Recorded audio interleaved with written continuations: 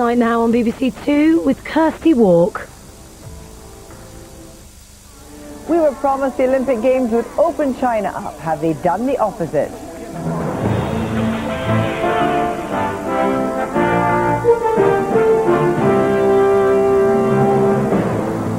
Tonight, in just a few hours, the promise of a spectacular opening ceremony to kick off the 2008 Beijing Olympics.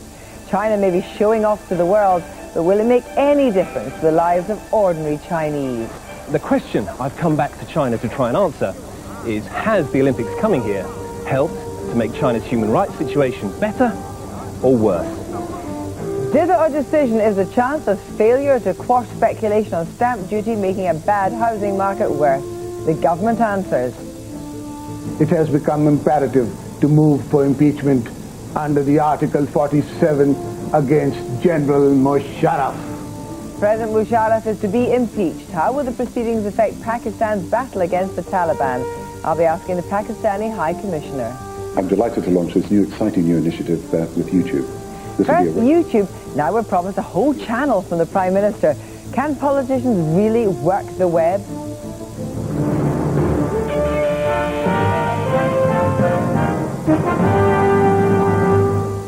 Good evening. It's 5:30 a.m. in Beijing, and at 8 o'clock, a Chinese lucky number, on August the 8th, 2008, the competition will begin.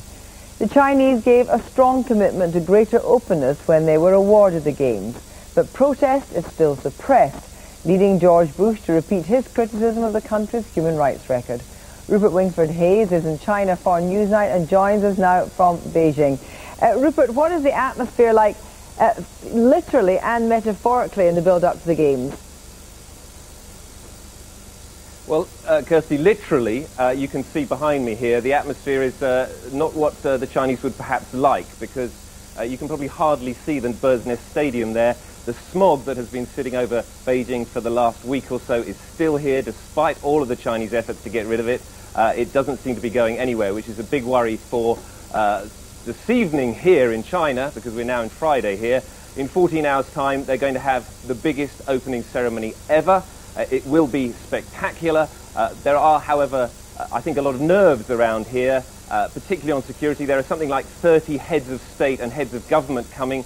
The Chinese are going to shut down all of the airspace around Beijing for the opening ceremony, and they have ground-to-air missile batteries around the stadium behind me. So I think there's a huge sense of expectation, excitement, but also a lot of nerves here.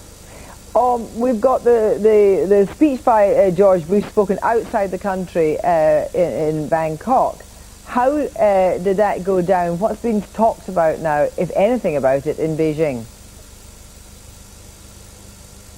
Well, the Chinese government has responded to President Bush's criticism of China's human rights record. They have said once again that they don't think anybody should be mixing sport and politics, and that has been their line all around. But I think there is an understanding here on the part of the Chinese leadership that President Bush said this outside China very deliberately so that he could get it out of the way before he arrives here today, and that he won't be talking about it when he gets here for the opening ceremony. And what has the impact on human rights and freedoms been as a result of the Games? Well, China said that it was going to be open for the Games. Now, there has been a lot of criticism of China by groups such as Amnesty International, which last week released a report saying that the Olympic Games had actually caused China's human rights situation to deteriorate. They say that many dissidents have disappeared, that journalists are not being allowed to do their job freely as China had promised. Now, I have been traveling around China in the last 2 weeks to try and find out what exactly the situation is.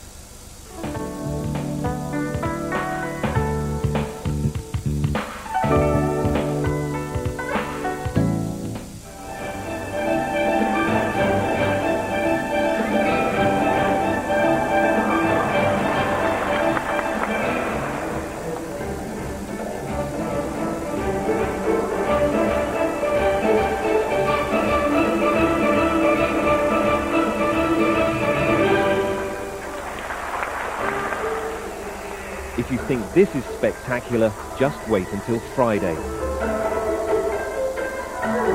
These acrobats are China's best, And they'll be part of the most dazzling, the most glittering, the most spectacular Olympic opening ceremony ever. China is preparing to wow the world.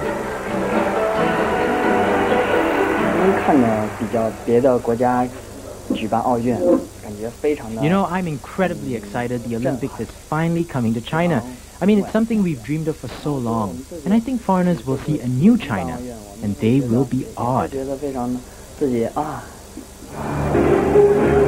But just like these young acrobats, China is extremely nervous about its big performance.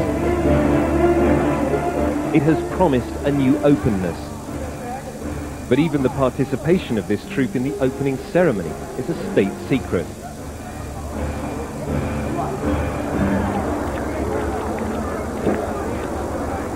When China was awarded the Olympics back in 2001, it made a pretty firm commitment to the rest of the world that having the Olympics here would help to accelerate the process of reform and change. And in many ways it has. I, for example, have just walked out here onto Tiananmen Square with my camera crew without asking for anyone's permission. Just 2 years ago, that would have been impossible. It would have been picked up by the police in a couple of minutes. But there are still, nevertheless, hundreds of plainclothes and uniformed police out here on the square watching me and everybody else. So the question I've come back to China to try and answer is, has the Olympics coming here helped to make China's human rights situation better or worse? A few kilometers south of Tiananmen Square, hundreds of people are camped outside an obscure government office. These people are known as petitioners. They come from all over China in the forlorn hope the central government will address their grievances. Many of them used to live here, but ahead of the Olympics, this whole neighborhood is being raised. And keep an eye out for the man in the black shirt. We'll be seeing him again. For 10 years, Huang Jiang has been trying to get justice for his wife. He tells me how a botched operation left her permanently disabled.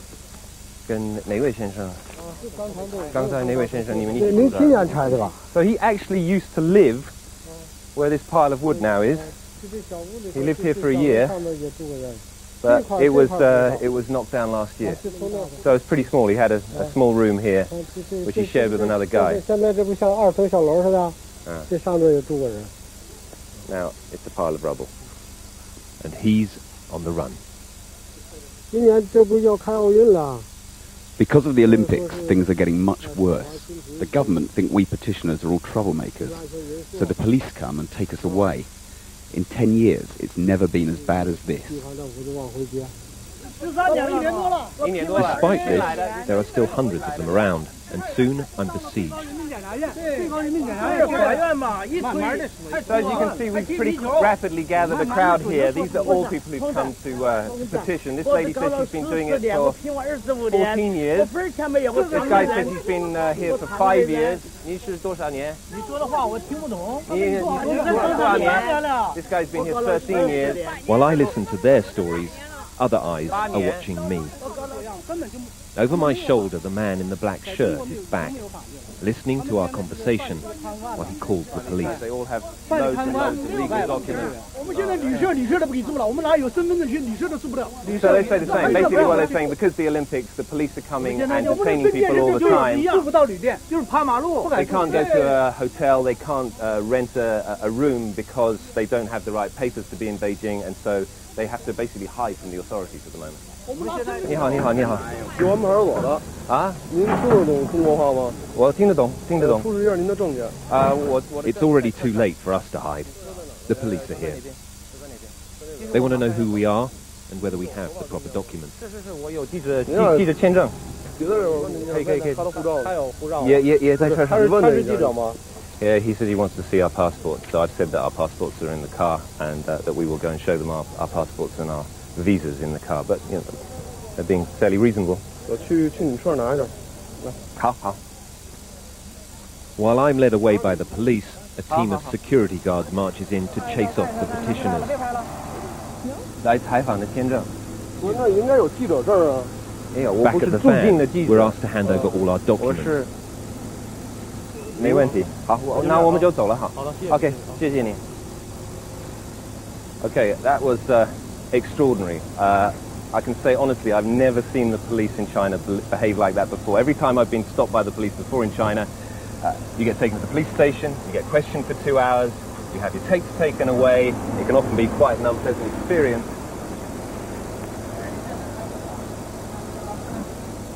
And that's it. They checked our documents and they've gone. I can only say this has to be because of the Olympics. In all the commotion, Huangjiang has disappeared. We finally track him down in another part of town. The arrival of the police has shaken him badly.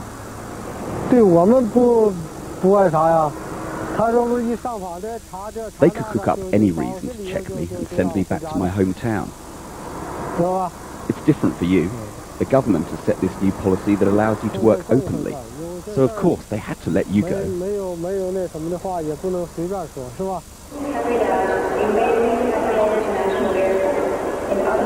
But how far will this new regime stretch? Well, I'm going to find out. Until last year, foreign journalists had to get permission just to leave the capital. But with the notable exception of Tibet, I am now in theory free to travel as I please across China, without permission and without any government minder. So I'm heading south. Hello. Thank you. Bye-bye. Bye-bye.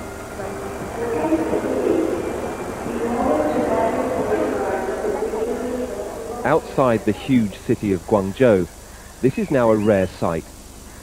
Farmland is being gobbled up by ugly industrial sprawl, leaving the farmers landless and angry. A local journalist is taking us to a place called Taisha. It's the site of a particularly vicious land dispute. 3 years ago, I tried to come here, but it was too dangerous. Now, I want to try again. But at the edge of Taisha, our guide changes his mind.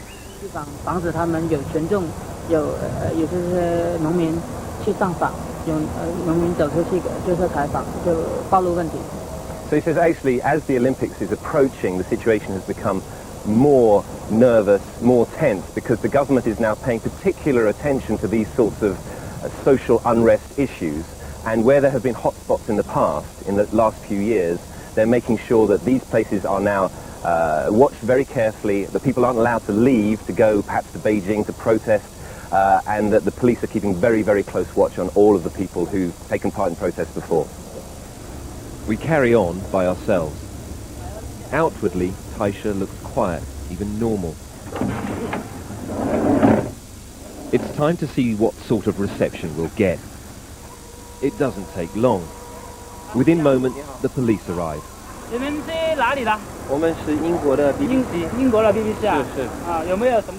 want to see our permission to be here. I show them the Olympic regulations, which make it very clear we don't need any. All around me, urgent calls are being made. And now we're on candid camera too. As each minute passes, the reception committee grows. Then things turn really surreal. You're welcome to Taisha. My name is Tang Yang.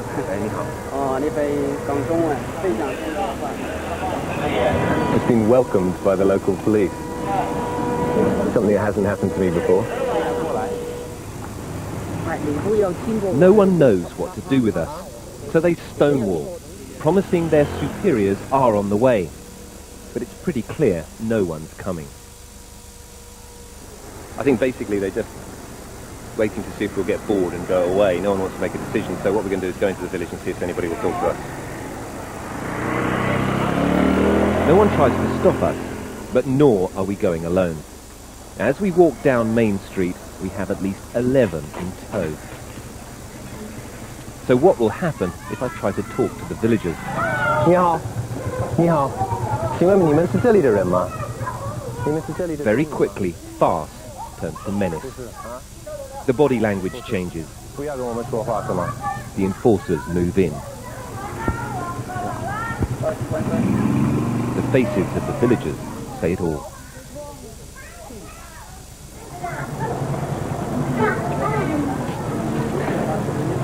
These people are absolutely terrified of saying anything. And no wonder with so many of these people standing around.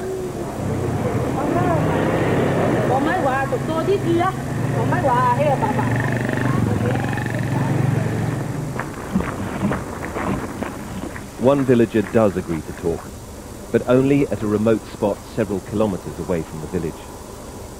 The man is extremely nervous. Even here he insists we squat behind a tree and that we don't show his face. Talking to you is very risky, he tells me. My phone is listened to. They warn me not to make any trouble. Just coming here to meet you could get me arrested. It's very dangerous. It's time for us to leave the steamy south and head back north.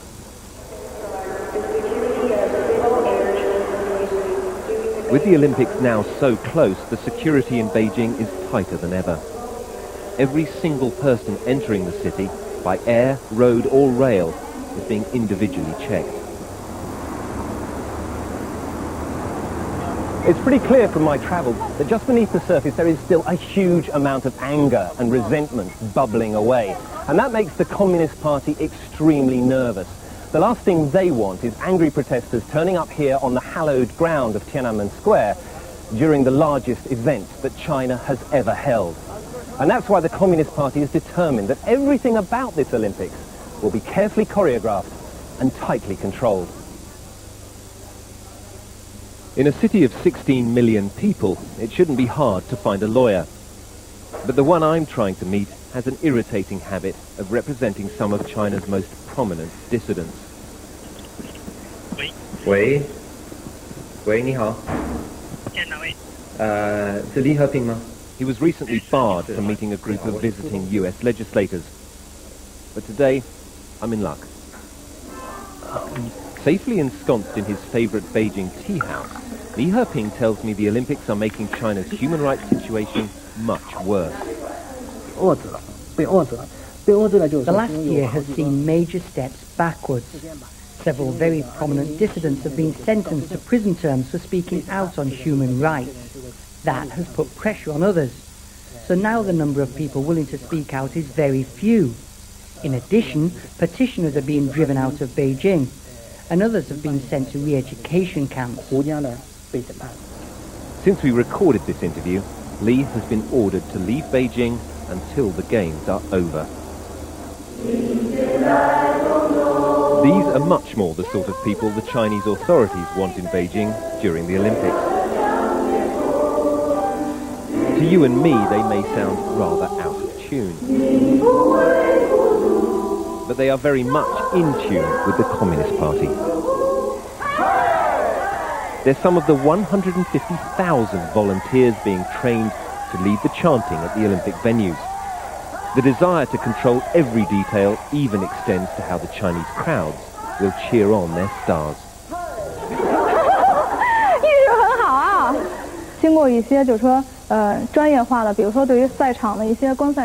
By going through this kind of training, we cheerleaders can lead other people in how to enjoy the sporting event.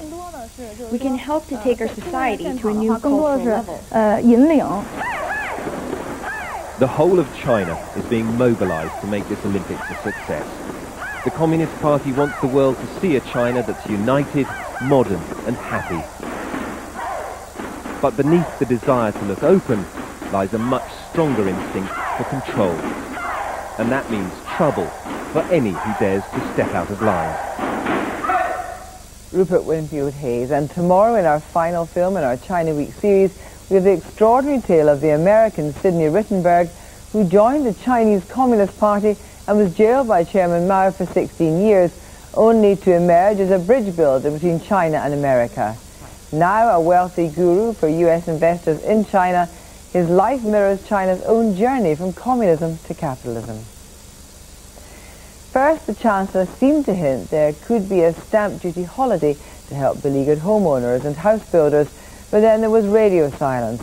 And now the chair of the Treasury Select Committee has told the BBC tax policy is only reviewed in pre-budget and budget announcements. So what's going on? The Housing Minister will, I hope, be clearing things up for us in a moment. But first, here's our economics editor, Paul Mason. Buying a new home Problems with stamp duty? Kiss your worries goodbye with the government's new stamp duty holiday. We'll knock up to 4% off the price of your house purchase and save the UK economy in the process. Offer begins, well, we haven't decided yet. Offer ends after the next election. This is, of course, pure fantasy. There have been stories in the newspapers this week that the government is considering a stamp duty holiday. But today, that brought this Treasury denial. Recent news stories suggesting the government has put forward a proposal on stamp duty are simply wrong. These stories are based on speculation. But if a move on stamp duty is not, as the Sun put it, the key plank of an audacious bid to rescue the economy, why did Alistair Darling not simply rule it out? Are you considering as one of the options a suspension, a pause, maybe even a scrapping of stamp duty? Well, look, I'm looking at a number of measures. Including that? I'm looking at a number of measures, and, I'm not going to be drawn on that today because, we have not concluded what exactly we need to do. It's all causing uncertainty. This man had his boxes packed, ready to exchange contracts. Now he's unpacking them. This morning I received my contract with a due date to exchange next week, and I've decided to put things on hold. I want to wait and see what Alistair Darling's going to do about this rumour of a break on stamp duty. I'm in the 4% bracket, and that represents a lot of money to me. And he is not the only one.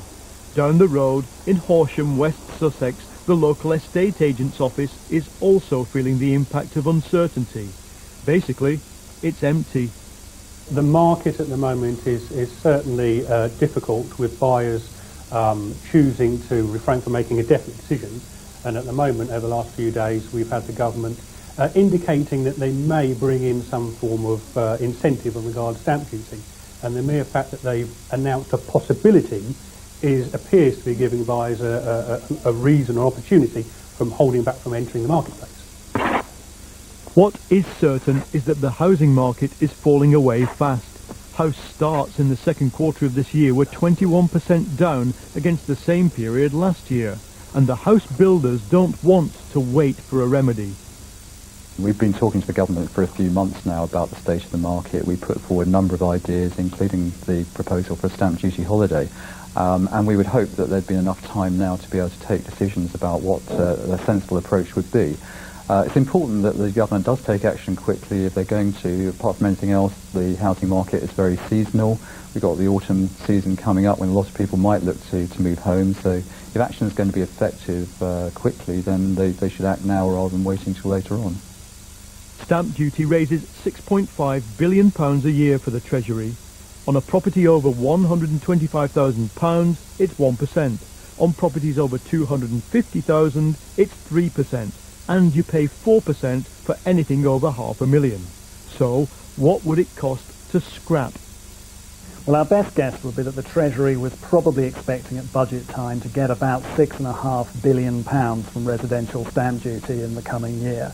Now, because of the weakness of housing transactions and the weakness of house prices, about half that revenue may have evaporated already. So you'll be expecting to get a little over £3 billion during the course of the year. So if the government was simply to offer a stamp duty holiday for a year to everyone who would be paying any stamp duty, then you would lose that £3.5 billion. In addition, you might lose some revenue from people who are thinking of moving house beforehand but delay it until the window opens, or people who are planning to move house after the window shuts who will move it forward into the window. Ultimately, while opposition parties can throw ideas around about tax, governments can't. They've got to act or keep stum. And what the government would like to do is cost this, calibrate it, decide, and if they do it, take a deep breath and do it in the autumn as part of a bigger economic package. And they've got long memories. In December 1991, in the depths of a housing slump, the Conservative Chancellor Norman Lamont announced a stamp duty holiday. Result? The market slumped even further. So he reimposed it. Result? It slumped again.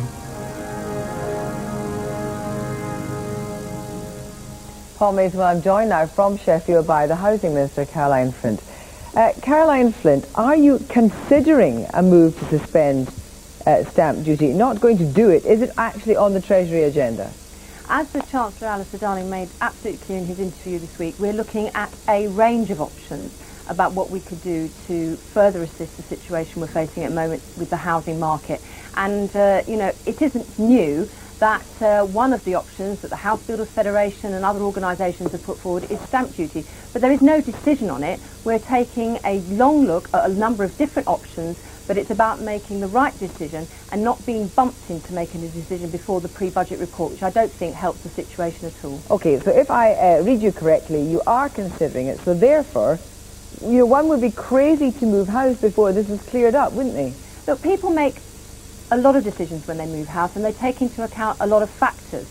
A few months ago, and even probably this week, people are saying, should people wait to see if house prices change again, or should they move now? Some people have to move because of their jobs and because of family situations. Some people have had... Yes, I know, but the point is a simple fact that it makes a very big difference, up to 4%, as you heard that gentleman saying in the film. Kirsty, if I could finish.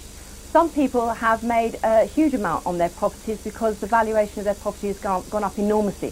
What is clear is stamp duty, though, is not the only factor here. We know, for example, that the sort of deposits that are being asked for now are actually much higher than what people would gain through the loss of stamp duty. We know also arrangement fees have gone up. In fact, a major house builder today was advertising that it was offering to pay both stamp duty, legal fees, and other upfront costs. So there's a lot of factors that affect this. And I think speculating in August, when, to be honest, in any year, the housing market is pretty flat because people are on holiday and usually think about the autumn. We've got a situation here, Caroline, where we've got a limited amount of time. I just want to clarify this. You're the Housing Minister. Yes. I'm prepared to complete as a first-time buyer. Why should I pay stamp duty now? Why should I go ahead with this now and pay stamp duty if I may not have to in 2 months? Should I go ahead or not? Just answer simply yes or no. Kirsty, that is a ridiculous question. It's not a ridiculous question for thousands of potential house purchasers. I'm sorry, Kirsty, that is a ridiculous question. I don't know the circumstances of every individual in Britain today who is considering selling or buying a home. What I do know is this. We face a challenging time and we all have a part to play. The fact is, even independent forecasters have said that the economy will grow in 2008 and in 2009. What we need to do is to make sure that we all play our part. The Bank of England by supporting lenders and financial institutions to get the lending moving again. The government to support the construction industry, those facing difficulties with their finances and first-time buyers. And I'd say this as well.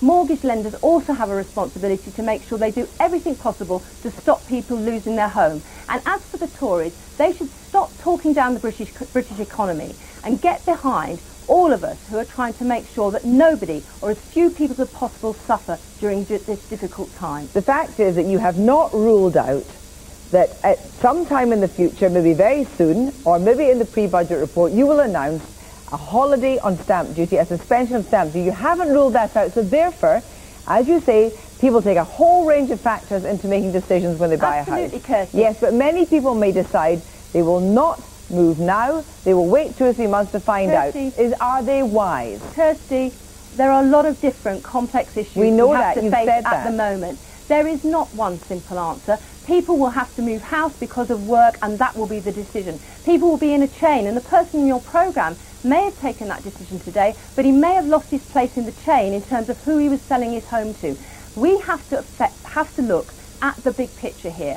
Do we need to make sure that mortgage products change in the future to make sure that more people can get onto the property ladder without facing undue difficulties? You're not making any clear for people who are potentially moving within the next couple of months. This was something, here we understand, that was set off by the government. Therefore, do you not have a responsibility to be clear? Kirsty, we're doing what responsible government needs to do. We are looking at the whole picture. We're making sure that we work through the different options that have been put before us by various organisations, that we look into them in detail. And as your report showed, stamp duty in of itself does not necessarily provide all the answers by removing it. We've known from mistakes in the past under Tory governments that actually what it didn't do was sustain a really critical change in the housing market. As Housing Minister, we're coming to the end of this interview, and I really do need to put this to you quite clearly. As Housing Minister, are you telling me that you are not ruling out, this is quite simple, you are not ruling out a stamp duty holiday. Kirsty, what I've said to you, and I made it clear, we're looking at a range of options, and stamp duties is one of those options. But the fact is that there is no quick solution here. There isn't a decision that can be made this week in August or next week in August that will make the difference that some people are suggesting. It is a flat month in August for the housing industry in any year. But what's important here is that we look to make sure that whatever decisions we make in the pre-budget report can be held up to scrutiny, can actually have an impact and prove that they are valued both in terms of the impact they have on the lives of the British people in helping them move home and buy properties, but also their value for money for the British taxpayer as well. Thank you very much, Caroline. Thank you. The ruling coalition partners in Pakistan began impeachment proceedings today against President Musharraf. The president cancelled his planned trip to the opening ceremony of the Olympic Games, or had it cancelled. So what will his impeachment mean for politics in Pakistan and the fight against the Taliban? Here's Andrew North. Yet again, Pakistani politics is in turmoil. 9 years since he seized power in a military coup, President Pervez Musharraf may be about to be unseated himself. He changed his military uniform for a suit last year when he handed over control of the army.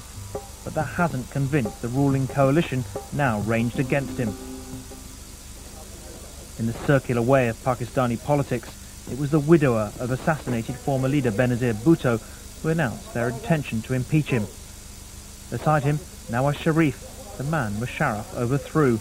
The coalition leadership believes that it has become imperative to move for impeachment under the Article 47 against General Musharraf.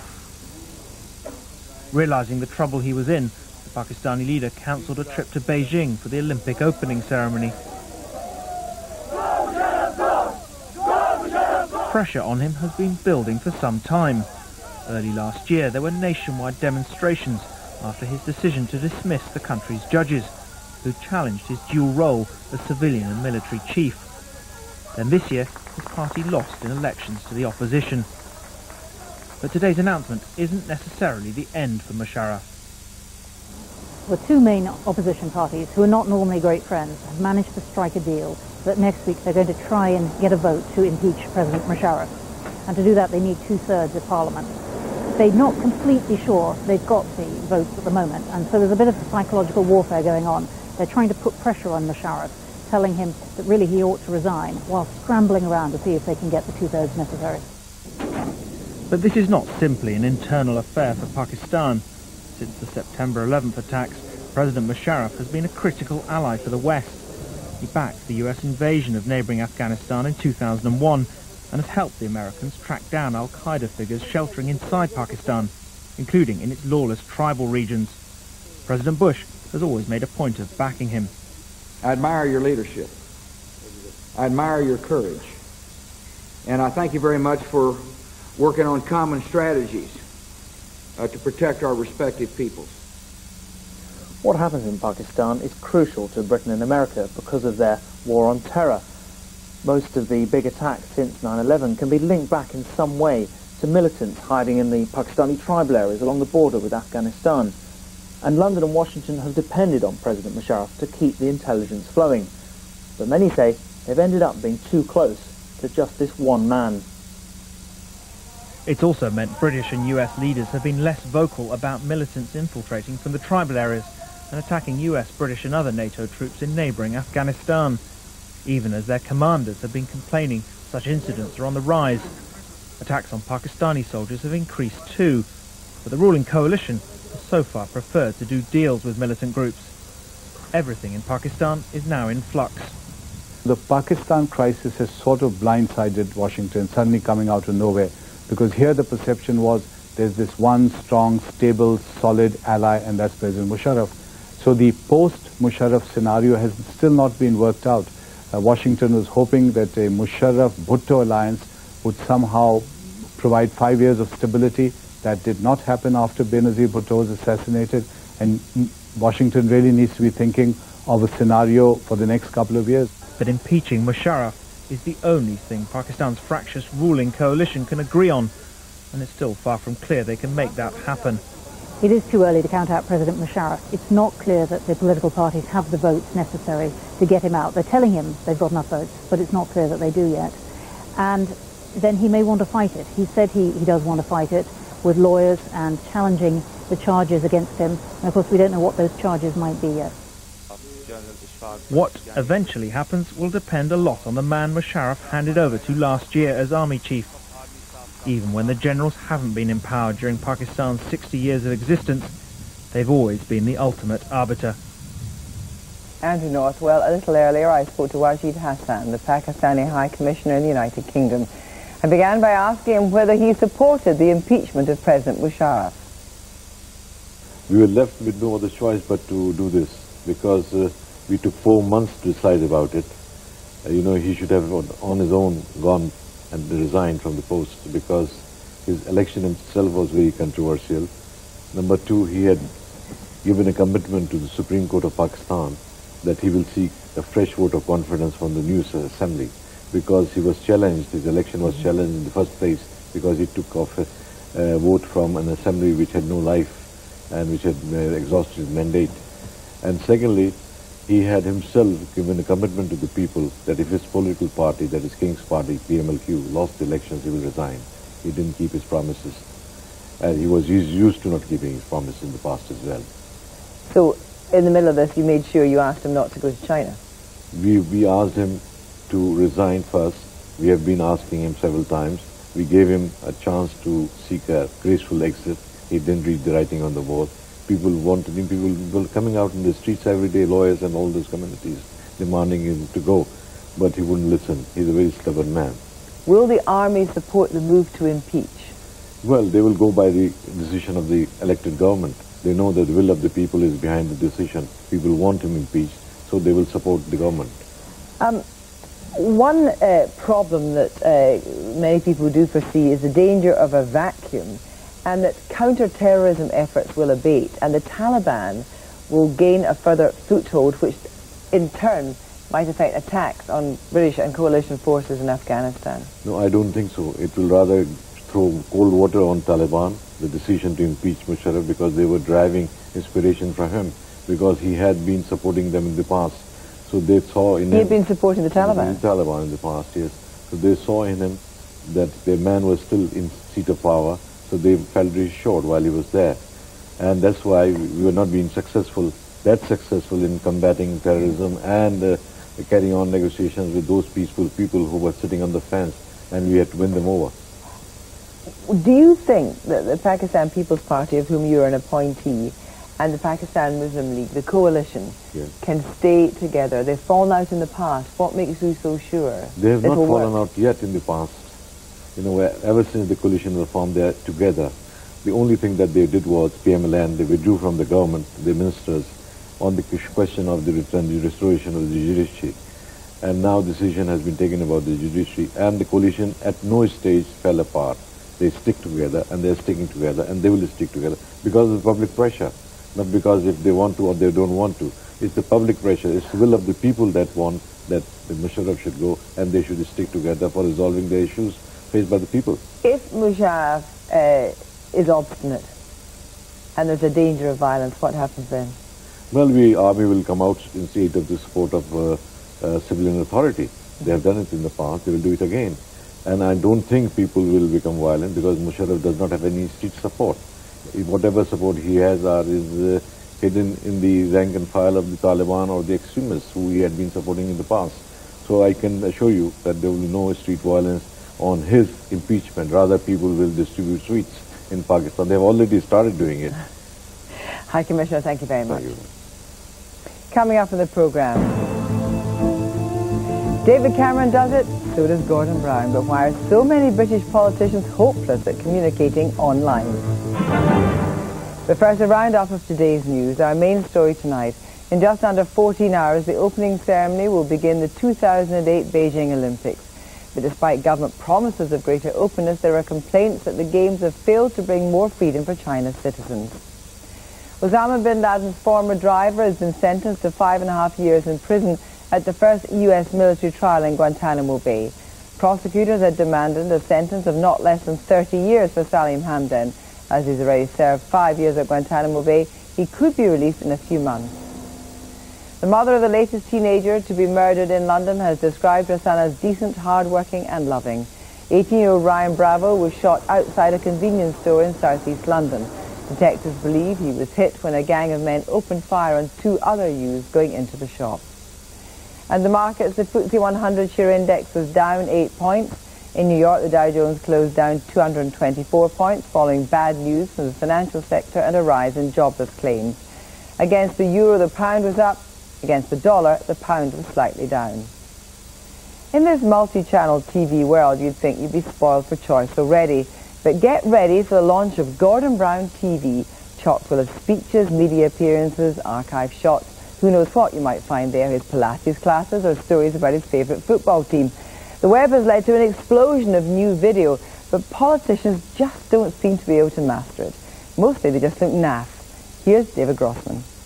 The action of the Ministry of Technology in asserting, proclaiming and safeguarding the independence of the British computer industry. This is how politicians used to communicate. Get people in a room and talk to them. Then came television, and they realised they could reach far more people and make sure their message was immaculately groomed. Have a look at the monitor there, Charles. See if my hair's sticking up, okay? The next leap to the internet was tricky. At first, most politicians treated it as just another method of sending out their message, one that wasn't distorted by journalists. As broadband speeds increased, they could post videos. Right, welcome to web cameras. Watch out, BBC. I'll do it in a minute. However modern this seems, this is still a traditional message. The voter's role is simply to watch. People don't really buy into this kind of way of MPs using the internet. So in other words, they don't switch on. Just because MPs are broadcasting themselves, it doesn't mean to say people are going to go and see what MPs are saying. This Cambridge man uses his PC to talk directly to his MP by what's called email. But the internet allows voters to talk back to politicians and to each other. This is difficult for the parties to cope with. They've not always been comfortable with interactivity. We want you to leave the premises. On what grounds? On grounds of causing an eruption. They're now trying to embrace it. I'll be here to answer your questions. But this all supposes that the public is interested in what the politician thinks and is anxious to find out. Hi, Gordon. Okay. These questions were picked by Downing Street. The answers only posted more than a month later. Jezza, that's a great question. But who can wait a month when instead you could be watching this, or this, or this?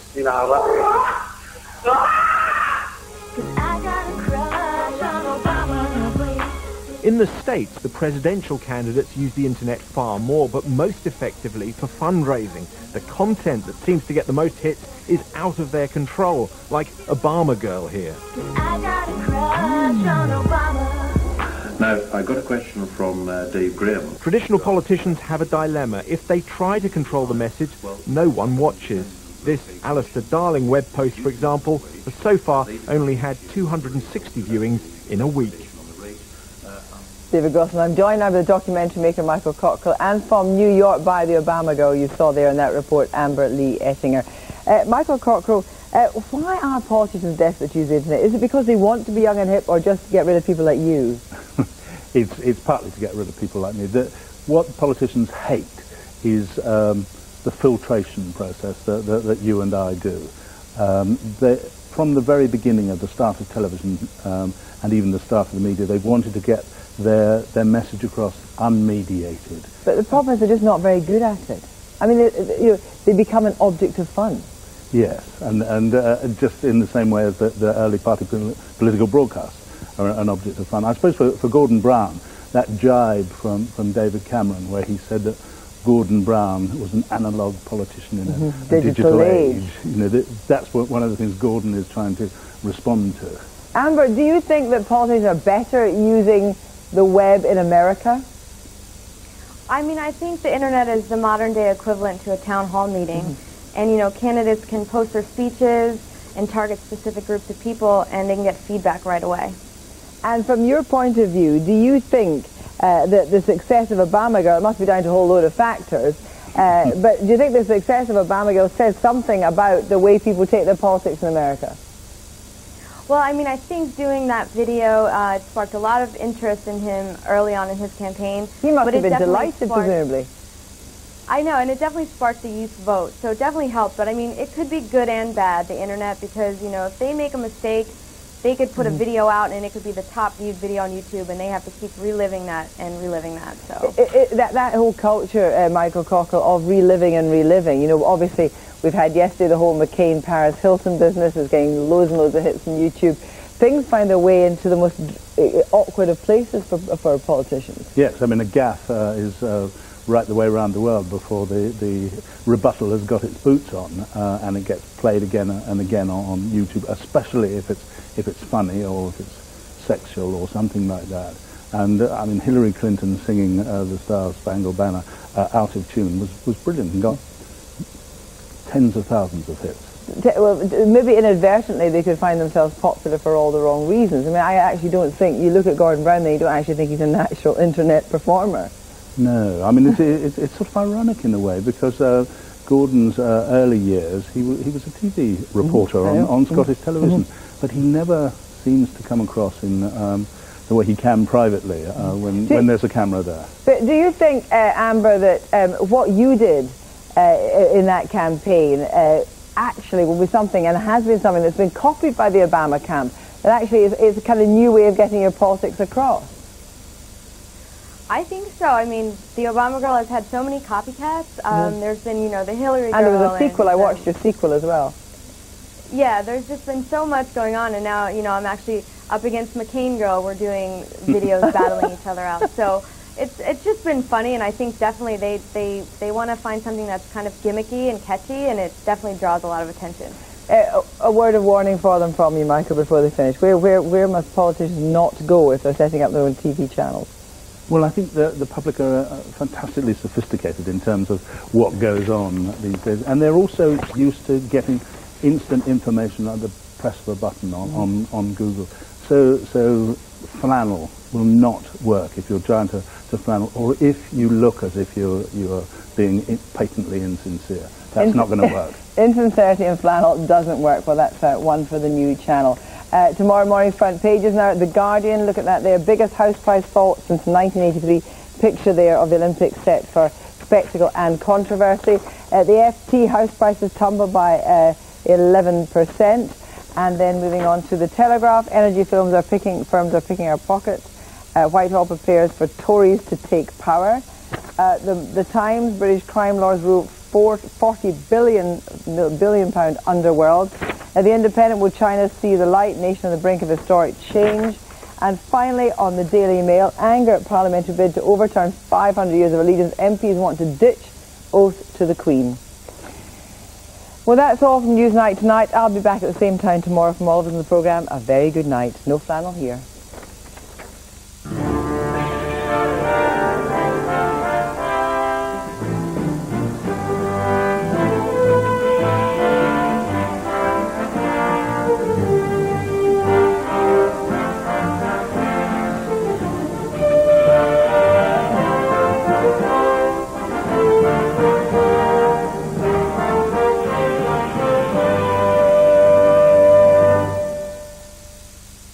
Good evening. After a fairly stormy day, the Met Office still have a severe weather warning out for some heavy rain affecting the northern parts of Norfolk. That warning will in fact persist on into the first part of Friday morning. The remnants of that rain still around about the rush hour time, and a disappointingly cloudy start, as you see there, across the southern half of the British Isles. Further north, there always will be a little bit more sunshine around, and that will be the way of it in the first part of the afternoon. Having said that, there will still be enough cloud around in one or two spots for the odd light shower coming down through the Pennines, maybe over towards the eastern side of England too.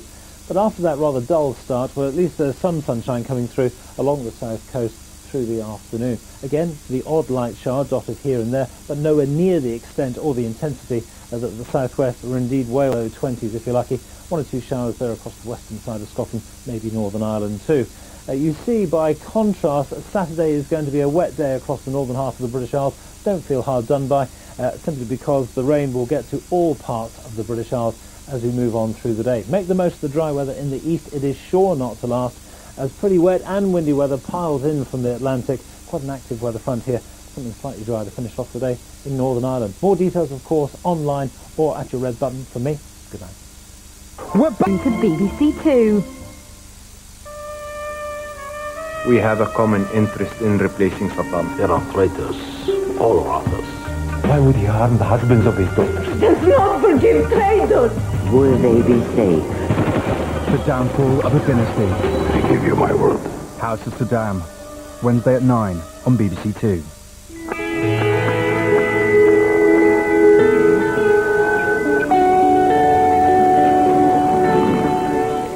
The Culture Show Uncut now on BBC Two with strong language. And here's what's coming up.